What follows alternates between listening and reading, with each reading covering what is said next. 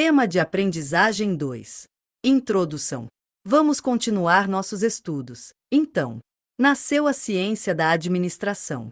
Afinal, quem foram os precursores? Quais foram as escolas que deram origem à administração? As pioneiras são as escolas científica e clássica, que definiram muito do que aplicamos na administração contemporânea. Como precursores, apresentamos Taylor e Fayol, dois indivíduos, cada qual de sua maneira, influenciou, revolucionou e, principalmente, inovou na forma em que as empresas se organizam, em relação aos seus processos administrativos.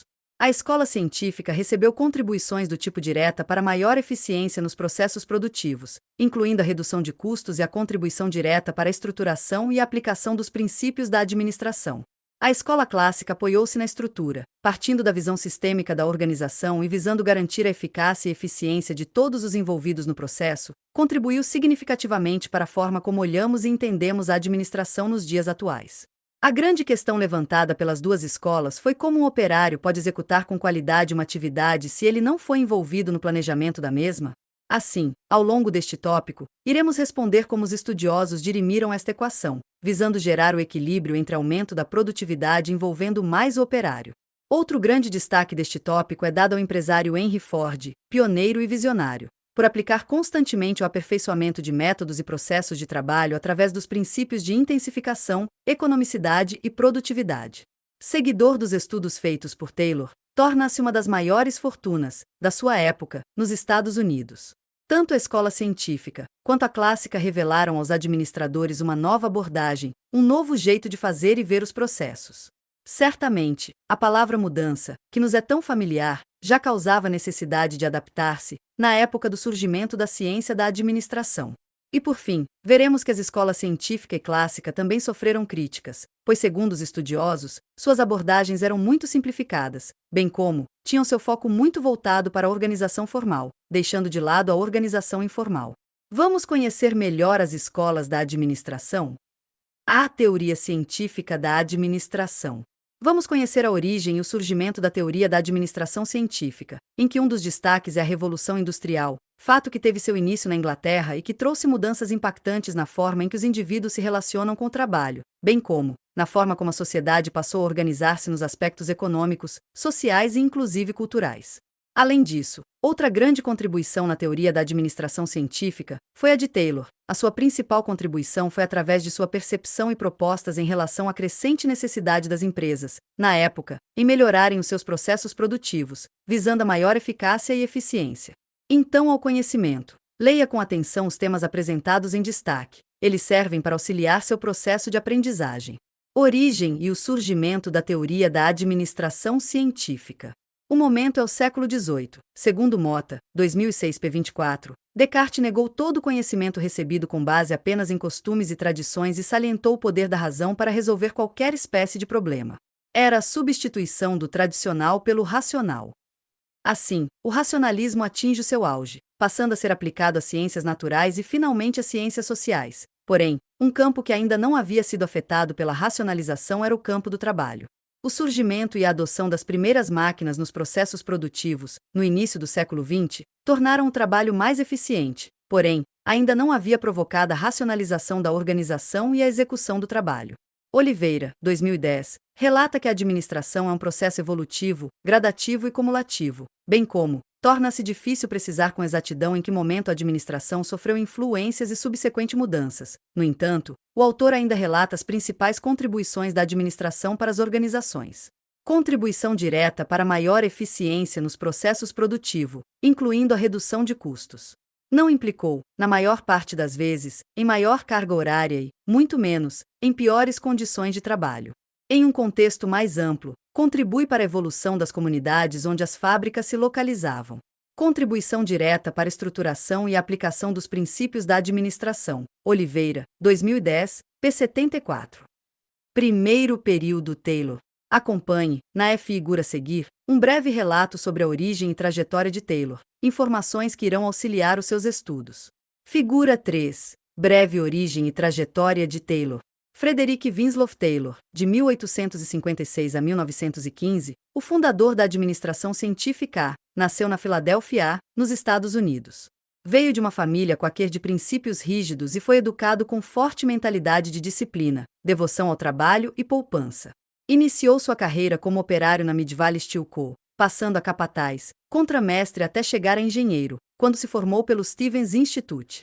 Na época, vigorava o sistema de pagamento por peça ou por tarefa. Os patrões procuravam ganhar o máximo na hora de fichar o preço da tarefa, enquanto os operários reduziam o ritmo de produção para contrabalançar o pagamento por peça, determinado pelos patrões. Isso levou Taylor a estudar o problema de produção para tentar uma solução que atendesse tanto aos patrões como aos empregados. No primeiro período de estudos, ocorrido de 1878 a 1903, Taylor analisou minuciosamente a execução dos processos, na Mid-Valley Steel Co., de cada uma das tarefas dos operários durante o trabalho. Seu principal objetivo, através desse estudo dos processos, foi melhorar e racionalizar os processos produtivos. Chiavenato, 2011. Tanto que esse mesmo estudo culminou em uma publicação em que ele apresenta as técnicas de racionalização do trabalho do operário.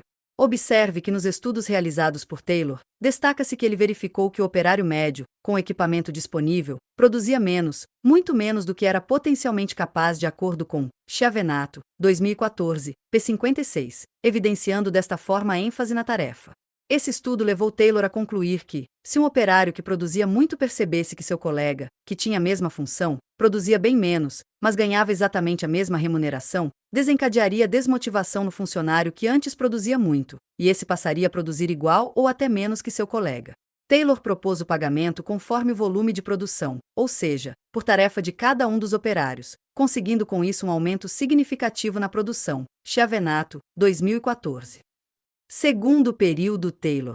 O segundo período vai até 1915, com base nos seus estudos e acompanhando o desempenho de seu novo modelo, o pagamento por tarefa. Taylor observou que a racionalização do trabalho operário só seria viabilizada se fosse acompanhada de uma estruturação geral. Dando continuidade aos seus estudos, desenvolveu a administração geral, que ele chamou de administração científica. Chiavenato, 2014. Figura 4. Males que as indústrias sofriam. Segundo Taylor.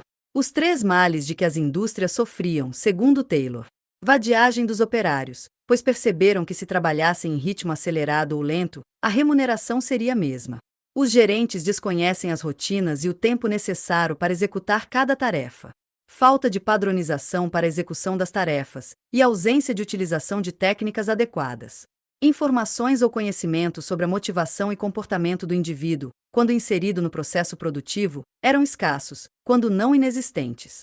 Assim, isso desencadeou em Taylor a necessidade de desenvolver estudos sobre como os operários aprendiam suas tarefas, e principalmente, como desempenhá-las da forma mais racional possível.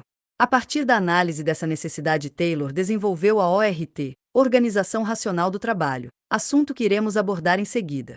Organização Racional do Trabalho, ORT. Em seus estudos, Taylor observou que os operários aprendiam a maneira de executar as tarefas do trabalho por meio da observação de seus colegas de trabalho, seus vizinhos de tarefa. Chiavenato, 2011. Percebeu também que, pelo fato de aprender através da imitação e ou repetição, condicionava os operários a adotarem diferentes métodos para fazer a mesma tarefa, assim como utilizavam uma grande variedade de instrumentos e ferramentas diferentes em cada operação. Ele, então, resolveu investigar o modo mais rápido e um instrumento mais adequado que os demais. Esse método e instrumentos melhores podem ser encontrados e aperfeiçoados por meio de uma análise científica e de forma precisa estudar os tempos e movimentos.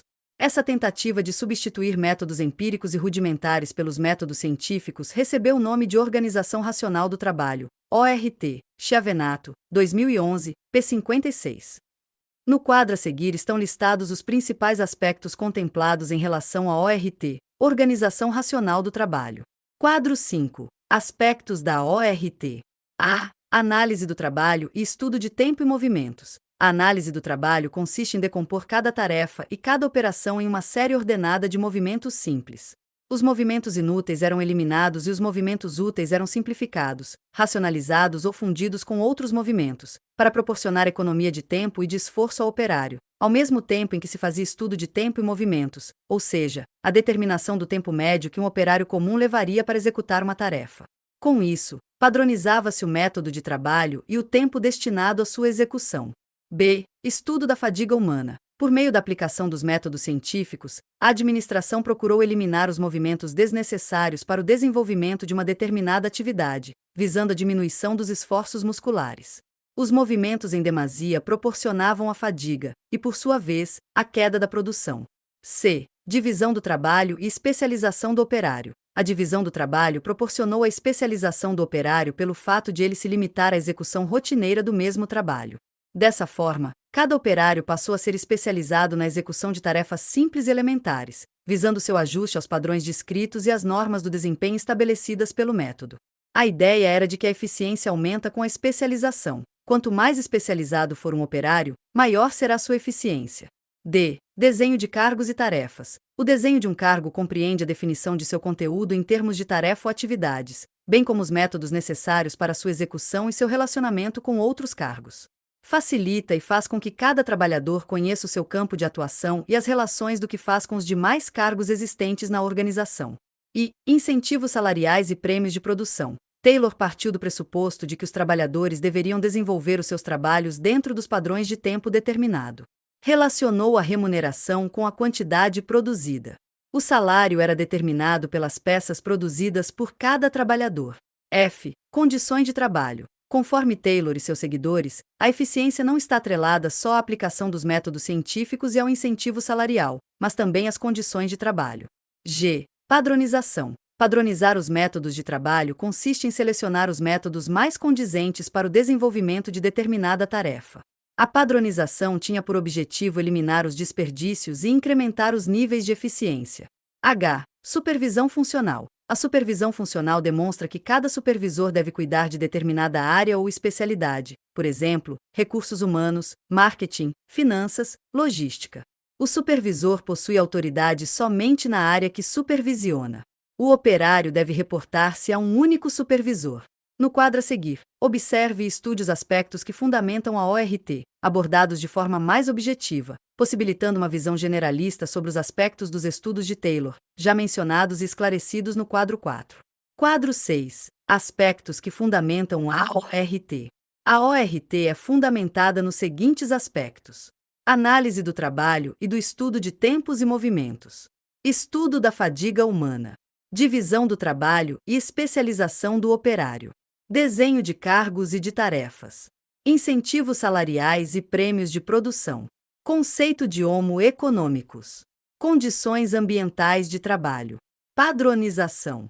Seguem as principais características em relação aos aspectos ORT, conforme Chiavenato, 2014. A. Análise do trabalho e dos estudos do tempo e movimentos. O instrumento básico para se racionalizar o trabalho dos operários era o estudo de tempos e movimentos. O trabalho é executado melhor e mais economicamente por meio da análise do trabalho, isto é, da divisão e da subdivisão de todos os movimentos necessários à execução de cada operação de uma tarefa, observando metodicamente a execução de cada operação a cargo dos operários. Taylor viu a possibilidade de decompor cada tarefa e cada operação de cada tarefa em uma série ordenada de movimentos simples. Os movimentos inúteis eram simplificados, racionalizados ou fundidos com outros movimentos para proporcionar economia de tempo e de esforço ao operário. A essa análise do trabalho se seguia o estudo dos tempos e movimentos, ou seja, a determinação do tempo médio que um operário comum levaria para a execução da tarefa, por meio da utilização do cronômetro. A esse tempo médio eram adicionados os tempos elementares e mortos, esperas, tempos de saída do operário da linha para suas necessidades pessoais, etc., para resultar no chamado tempo padrão. Com isso, padronizava-se o método de trabalho e o tempo destinado à sua execução. Método é maneira de se fazer algo para obter determinado resultado. O estudo de tempos e movimentos permite a racionalização do método de trabalho e a fixação do tempo padrão para sua execução. Além disso, o método traz muitas vantagens: elimina o desperdício de esforço humano e de movimentos inúteis, racionaliza a seleção dos operários e sua adaptação ao trabalho, facilita o treinamento dos operários e melhora a eficiência e o rendimento da produção pela especialização das atividades, distribui uniformemente o trabalho e evita períodos de falta ou excesso de trabalho, define métodos e estabelece normas para a execução do trabalho, estabelece uma base uniforme para salários quantitativos e prêmios de produção. Chiavenato, 2014, p. 57 a 58. B. Estudo da fadiga humana. O estudo dos movimentos humanos tem uma tripla finalidade, segundo Chavenato, 2014, p. 58.1, evitar movimentos inúteis na execução de uma tarefa. 2. Execução econômica dos movimentos úteis do ponto de vista fisiológico. E 3. Seriação apropriada aos movimentos. Os estudos dos movimentos baseiam-se na anatomia e na fisiologia humana. Nesse sentido, Gilbert realizou estudos, estatísticos e não fisiológicos, pois era engenheiro, sobre os efeitos da fadiga na produtividade do operário. Verificou que a fadiga predispõe o trabalhador para diminuição da produtividade e qualidade do trabalho, perda de tempo, aumento da rotatividade de pessoal, doenças e acidentes e diminuição da capacidade de esforço. Em suma, a fadiga é um redutor de eficiência. Para reduzir a fadiga, Gilbert, 2007, propôs princípios da economia de movimento classificados em 3 grupos: 1 relativos ao uso do corpo humano, 2 relativos ao arranjo material do local de trabalho, 3 relativos ao desempenho das ferramentas e equipamento. Chavenato, 2014, p. 59. A administração científica pretendia racionalizar os movimentos, eliminando os que produzem fadigas e os que não estão diretamente relacionados com tarefas executadas pelo trabalhador. C. Divisão do trabalho e especialização do operário. A análise do trabalho e o estudo de tempos e movimentos provocou a reestruturação das operações industriais nos Estados Unidos, eliminando os movimentos desnecessários e economizando energia e tempo. Uma das decorrências do estudo dos tempos e movimentos foi a divisão do trabalho e a especialização do operário a fim de elevar sua produtividade.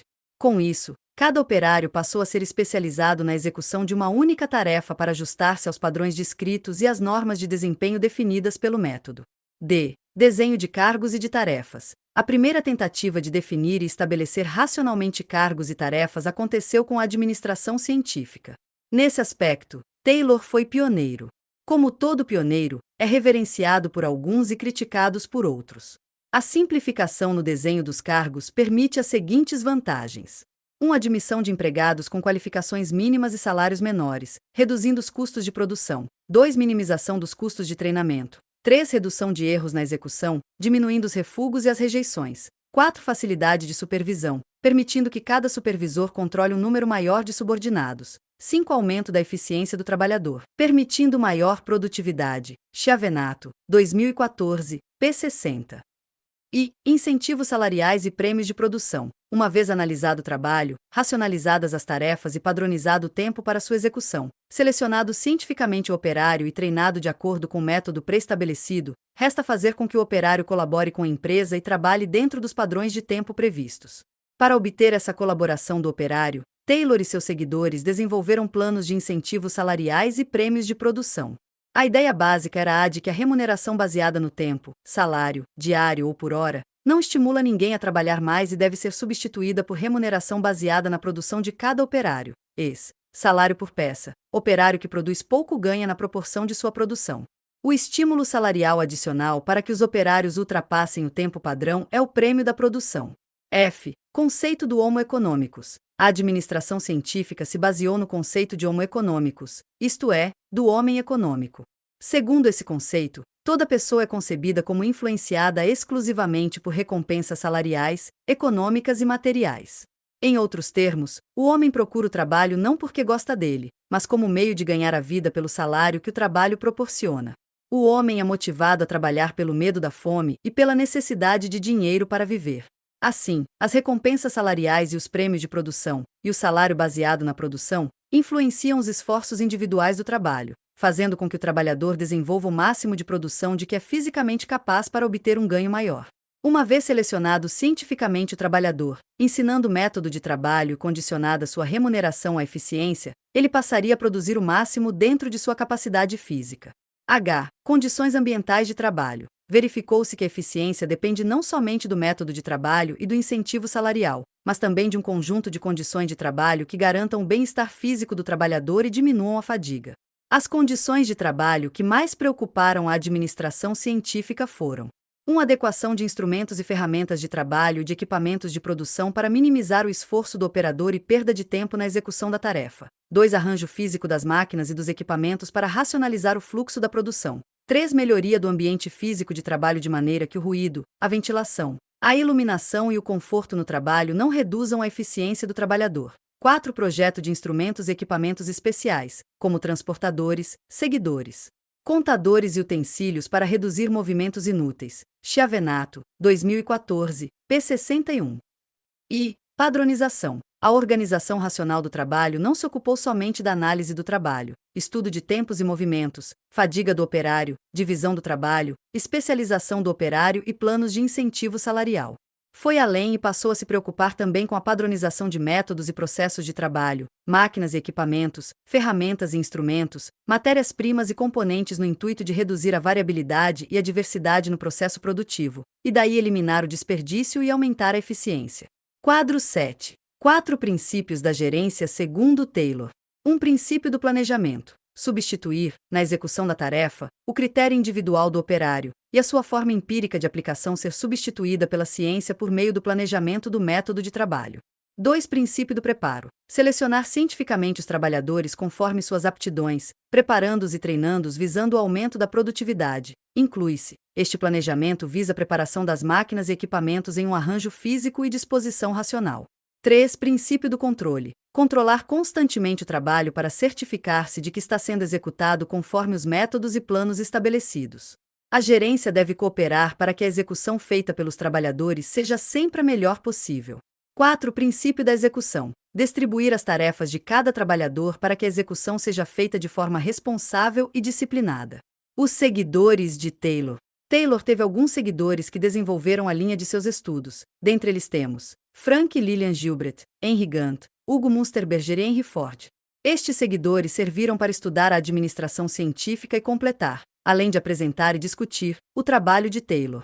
A. Henry L. Gantt, de 1868 a 1919, enquanto Taylor concentrava sua atenção na análise da organização do trabalho, Gantt concentrou-se em estudar exclusivamente como o indivíduo executava as tarefas, o trabalhador, dando muita ênfase em relação à busca na redução dos tempos e movimentos de execução de cada tarefa. Kvasnica, 2006. Nessa época, surgiu a racionalização do trabalho, que propõe o primeiro sistema de incentivo salarial, fundamentado na produção diária do indivíduo, partindo de salário mínimo fixo, acrescido de um bônus por cada peça produzida além. Uma das principais contribuições de Gantt, conforme destaca Kvasnica, 2006, p. 33, foi o conceito de delimitação de tarefas.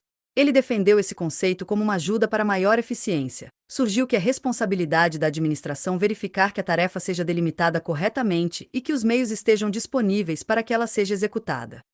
Assim, Gantt passa a considerar esse sistema como educativo, isto é, dos trabalhadores treinados nesse sistema obtém-se um ciclo de treinamento, iniciando os instrutores necessários e os contramestres. Dos contramestres obtém-se os investigadores que produziam os métodos e as aplicações, e dos investigadores obtém-se os superintendentes. Kvasnica, 2006. Nasce, então, o conceito de carreira profissional dentro da fábrica. A busca pela eficiência produtiva, estudada por Gantt, era necessária não somente em sua aplicação em processo e tarefas individuais, mas também em seus efeitos sobre a economia nacional e sobre o bem-estar social geral. Gantt preconiza que os operários estavam desenvolvendo um esforço sério para cooperar com as economias e redução de custo, gerando preços mais baixos, lucros maiores e ocorrendo uma grande evolução social. Kvasnica, 2006. B. Frank e Lillian Gilbreth, de 1868 a 1924. E, de 1878 a 1972 eles, Frank e Lillian Gilbreth, desenvolveram um trabalho mais profundo em relação ao nível do indivíduo, estudando e acreditando que o resultado do trabalho individual depende muito da atitude em relação à tarefa executada na fábrica, das oportunidades e do ambiente físico. Kvasnica, 2006. Desenvolveram estudos sobre os micromovimentos de cada trabalhador e sua posição física no posto de trabalho, a posição de suas ferramentas, o manuseio detalhado delas e da matéria-prima em transformação. Segundo Kvasnica, 2006, p. 4, fizeram vários experimentos, utilizando diversas formas de executar uma mesma tarefa, ora por um só indivíduo, ora dividindo a tarefa em partes, até definir um método mais racional e econômico de executá-la. Frank e Lillian Gilbreth passam a se preocupar com aspectos de fadiga e determinaram espaços de tempo de parada para descansar, determinando a melhor posição física de máquinas e equipamentos, bem como do próprio operário, visando reduzir a fadiga e o tempo de parada. O principal objetivo observado no estudo foi conseguir a melhor adaptação do indivíduo à máquina e da máquina ao indivíduo, tornando-se uma peça só no sistema produtivo. Assim, pode-se afirmar que foram introduzidos os primeiros estudos da psicologia do trabalho, desenvolvidos mais amplamente em outras abordagens posteriores e na chamada organização do trabalho, Kwasniaka, 2006. C. Hugo Münsterberg é considerado o criador da psicologia industrial. Propõe a psicologia da indústria porque ela ajuda a encontrar os homens mais capacitados para o trabalho, define as condições psicológicas mais favoráveis ao aumento da produção, produz as influências desejadas pela administração na mente humana. Andrade, Amboni, 2007, p. 56. Criou e empregou os primeiros testes de seleção de pessoal. Foi também o primeiro consultor de organizações para assuntos do comportamento humano. E por fim, Henry Ford, que contribuiu de forma significativa e que será apresentado na sequência. Princípios básicos de Ford. Um dos grandes entusiastas da administração científica foi Henry Ford, de 1863 a 1947, com sua obstinação em desenvolver e lançar um carro popular no mercado dos Estados Unidos. Ford fundou sua fábrica de automóveis em 1903, a Ford Motor Co. Vender carros a preços acessíveis com assistência técnica foi um revolucionário. Chiavenato, 2014. Entre 1905 e 1910, Ford promoveu a grande inovação do século XX, a produção em massa. Embora não tenha inventado o automóvel, nem mesmo a linha de montagem, Ford inovou na organização do trabalho, a produção de maior número de produtos acabados com a maior garantia de qualidade e pelo menor custo possível. Chiavenato, 2014, p. 66-67. Essa inovação proposta por Ford é considerada uma das mais importantes, pois ela iria estabelecer uma nova forma de a sociedade viver e consumir produtos e serviços. Em 1913, já fabricava 800 carros por dia. Em 1914, repartiu com seus empregados uma parte do controle acionário da empresa. Em 1926, já tinha 88 fábricas e emprega 150 mil pessoas, fabricando 2 milhões de carros por ano. Chiavenato, 2014, p. 67. O modelo produtivo adotado por Ford era o vertical, em que produzia desde a própria matéria-prima até o produto acabado. Já em relação à distribuição, era através da concentração horizontal, pois tinha suas agências próprias. Henry Ford fez fortuna na sua época em função da busca constante no aperfeiçoamento de métodos e processos de trabalho. Os 3 princípios básicos de Ford por Chiavenato. Um princípio de intensificação, diminuir o tempo de duração com a utilização imediata dos equipamentos e das matérias-primas, e a rápida entrega do produto no mercado. 2. Princípio de economicidade, reduzir ao mínimo o volume do estoque de matéria-prima em produção, a ponto de que o automóvel fosse pago à empresa antes de vencido o prazo de pagamento dos salários e da matéria-prima comprada. 3. Princípio de produtividade, aumentar a capacidade de produção do trabalhador no mesmo período por meio da especialização e da linha de montagem. Os 3 princípios básicos de Ford por Andrade e Amboni. 1. A intensificação, objetivava minimizar o tempo de duração da produção por meio da utilização de meios adequados, para colocação rápida no mercado. 2. A economicidade, visa fazer com que as empresas reduzissem ao mínimo possível o nível de estoques. Ford tratou, desta forma, 2 conceitos básicos, ou seja, o da integração vertical e horizontal. A integração vertical consiste na verificação de quantas etapas deve passar um produto desde que é fabricado até chegar às mãos do consumidor. A integração horizontal mostra o número de centros de distribuição dispersos geograficamente para facilitar a distribuição dos produtos em menos tempo. 3. A produtividade pode ser intermediada por meio da especialização do trabalhador. Gênio do marketing, Ford teve uma incrível intuição de marketing e concluiu que o mundo estava preparado para um carro financeiramente acessível. Em seguida, buscou as técnicas de produção em massa como a única forma de viabilizá-lo. Então, definiu o preço de venda e desafiou a organização a fazer com que os custos fossem suficientemente baixos para garantir aquele preço. Assim, deu ao mercado o que ele queria: modelos simples e acessíveis. O problema pipocou 3 décadas depois, quando os outros fabricantes, principalmente a GM, começaram a acrescentar opcionais aos carros, enquanto Ford continuava fabricando os mesmos modelos simples, básicos e apenas na cor preta. O gênio do marketing perdeu a percepção e a noção daquilo que os clientes passaram a aspirar. Chiavenato, 2014, p. 57. Apreciação crítica da administração científica. A administração científica deveria ser denominada estudo científico do trabalho, pois foi a precursora da moderna organização do trabalho. Chiavenato, 2011. A obra de Taylor e seguidores sofre críticas sem diminuir as suas contribuições na nascente da teoria da administração. Vários foram os fatores da época que contribuíram na geração dessas críticas, por exemplo, a mentalidade reinante e os preconceitos, tanto dos dirigentes como dos empregados, a falta de conhecimento sobre assuntos administrativos, a falta de experiência industrial e empresarial influenciaram consideravelmente na formulação de hipóteses e a falta de suporte adequado para a elaboração de conceitos rigorosos. Assim, as principais críticas à administração científica são as seguintes. Segundo, Chiavenato, 2011a, Mecanicismo da administração científica. A administração científica restringiu-se às tarefas e aos fatores diretamente relacionados ao cargo e à função do operário. Embora a organização seja constituída de pessoas, deu-se pouca atenção ao elemento humano e concebe-se a organização como um arranjo rígido e estático de peças, ou seja, como uma máquina. Assim como construímos uma máquina como um conjunto de peças e especificações, também construímos uma organização de acordo com o projeto. Daí a denominação teoria da máquina, dada à administração científica. Os mesmos princípios que Taylor adotou para conciliar os interesses entre patrões e empregados foram a causa de transtornos e críticas sofridas posteriormente. O fato de supor que o empregado age motivado pelo interesse do ganho material e financeiro, produzindo o máximo possível, conceito do Homo economicus, mas sem levar em consideração outros fatores motivacionais importantes, foi, sem dúvida, outro aspecto mecanicista típico dessa teoria. De um modo geral, a abordagem dos engenheiros americanos concebeu a organização dentro de um sentido mecânico e o emprego de técnicas mecanicistas passou a representar a desumanização do trabalho industrial. B. Superespecialização do operário. Na busca da eficiência, a administração científica preconizava a especialização do operário por meio da divisão e a da subdivisão de toda operação em seus elementos constitutivos. As tarefas mais simples, o resultado daquela subdivisão, podem ser mais facilmente ensinadas e a perícia do operário pode ser incrivelmente aumentada. O Taylorismo demonstrou que a maneira espontânea com que os trabalhadores executavam suas tarefas era mais fatigante, menos econômica e menos segura. Contudo, a proposição de que a eficiência administrativa aumenta com a especialização do trabalho não encontrou amparo nos resultados de pesquisas posteriores. Qualquer aumento na especialização não redunda necessariamente em um aumento de eficiência. C. Visão microscópica do homem. Visualiza cada empregado individualmente, ignorando que o trabalho é um ser humano e social.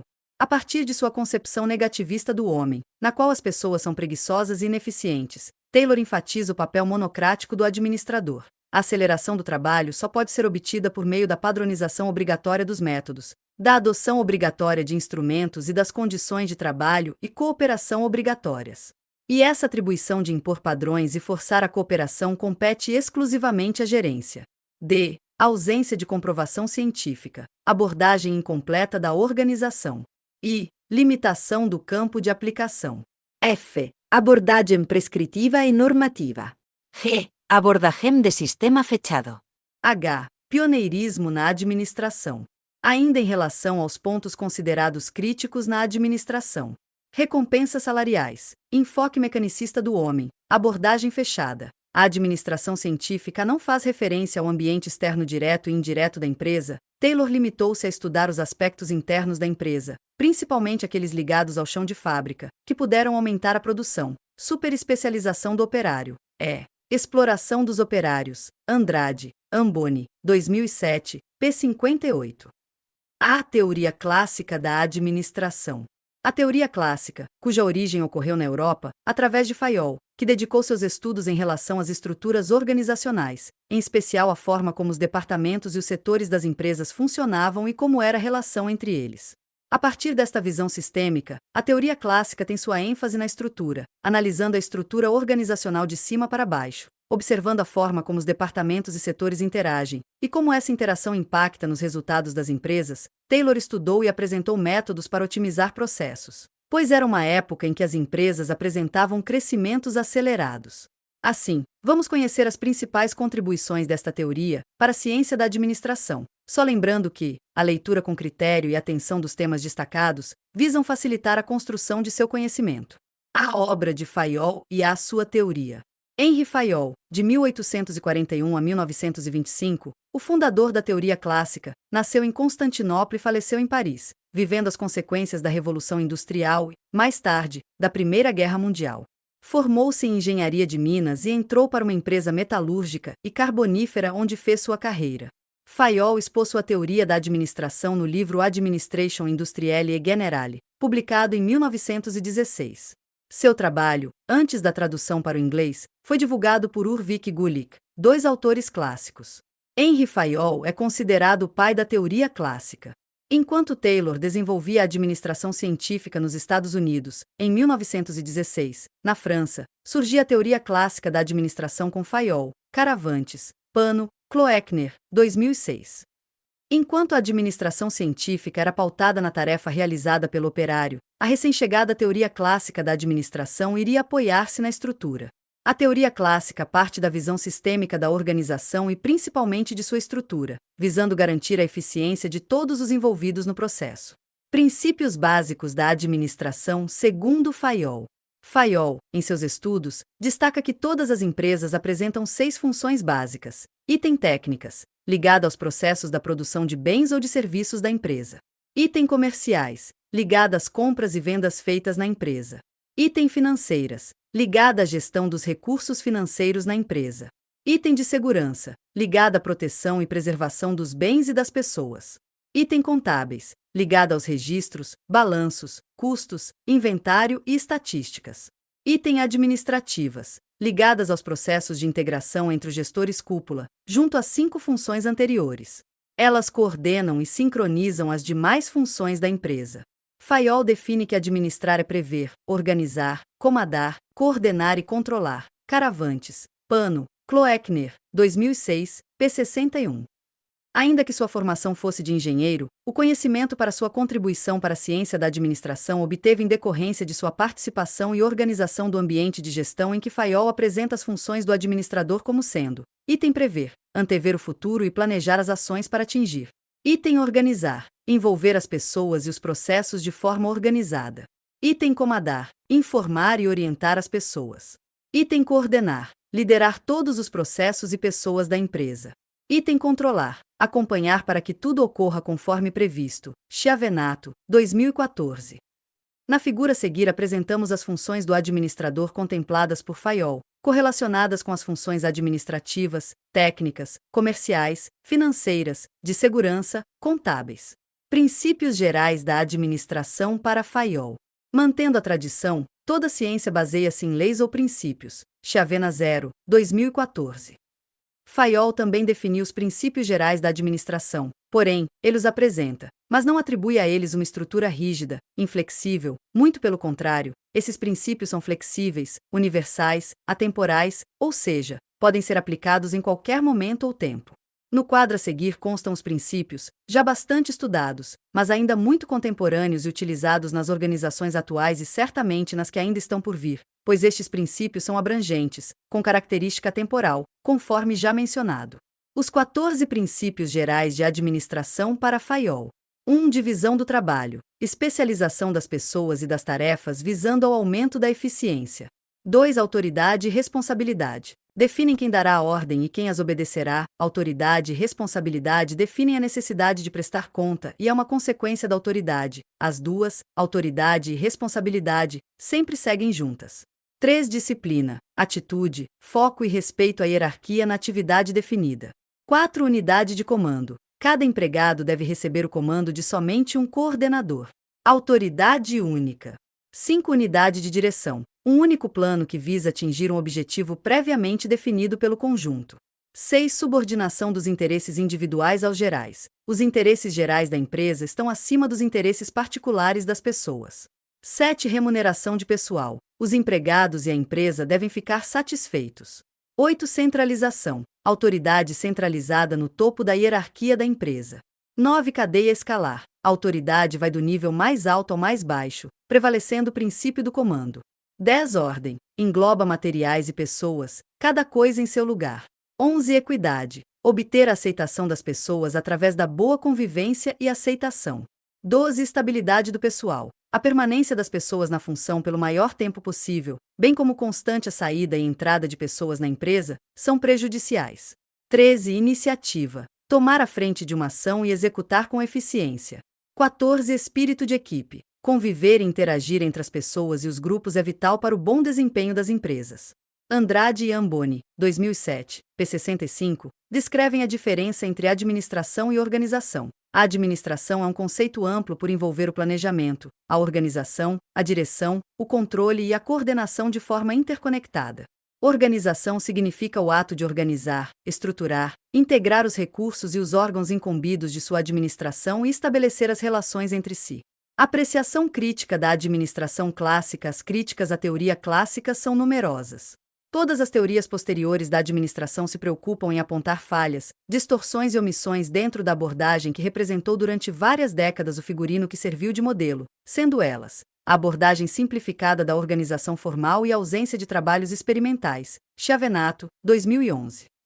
Ainda em relação aos pontos considerados críticos na administração, Andrade e Amboni, 2007, p. 67, listam que as críticas feitas a Fayol dizem respeito à sua pouca originalidade na definição dos princípios gerais da administração, concepção com ênfase exagerada na estrutura, insistência na utilização da unidade de comando e centralização da autoridade, denotando a influência das antigas concepções militares e eclesiásticas. Ainda em relação à sua abordagem, os seguintes aspectos podem ser destacados: abordagem simplificada da organização formal, ausência de trabalhos experimentais, extremo racionalismo na concepção da administração, abordagem típica da teoria da máquina. Leitura complementar menos graxa, mais tecnologia por Cristiane Mano, presidente da General Electric para a América Latina, diz como pretende retomar o crescimento da empresa no Brasil. Sua prioridade: dizer adeus à velha GE. A história da americana General Electric teve início quando o inventor Thomas Edison colocou a primeira lâmpada à venda, há 124 anos. De lá para cá, claro, o portfólio da companhia aumentou substancialmente, muito além de turbinas de aviões e locomotivas. Os executivos da empresa, no entanto, sabem que apenas ampliar a oferta de equipamentos não bastará para crescer daqui para frente. Em vez disso, eles querem agora vender serviços de tecnologia. No discurso do presidente mundial Jeff Immelt, trata-se de uma das maiores transformações da companhia centenária. A nova GE é uma empresa digital, dona de sistema operacional à semelhança do iOS da Apple. Capaz de interligar todos os equipamentos da empresa a uma espécie de central de gerenciamento, esse sistema permite detectar o momento correto de fazer manutenção numa turbina ou de controlar a velocidade de locomotivas, de modo a consumir menos combustível nos mesmos trajetos. A missão do mineiro Rafael Santana, que assumiu em janeiro a presidência da GE para a América Latina, é usar a estratégia para tirar a operação brasileira da estagnação. Depois de quase dobrar de tamanho entre 2009 e 2012, a subsidiária andou de lado. Em 2015, encolheu ao faturar 3,4 bilhões de dólares, 30% menos do que no ano anterior. Santana deu a seguinte entrevista à Exame: a internet das coisas pode ajudar a reverter uma tendência global de perda de produtividade na indústria. Setores prioritários para a GE no Brasil, como a de óleo e gás, continuam imersos na crise.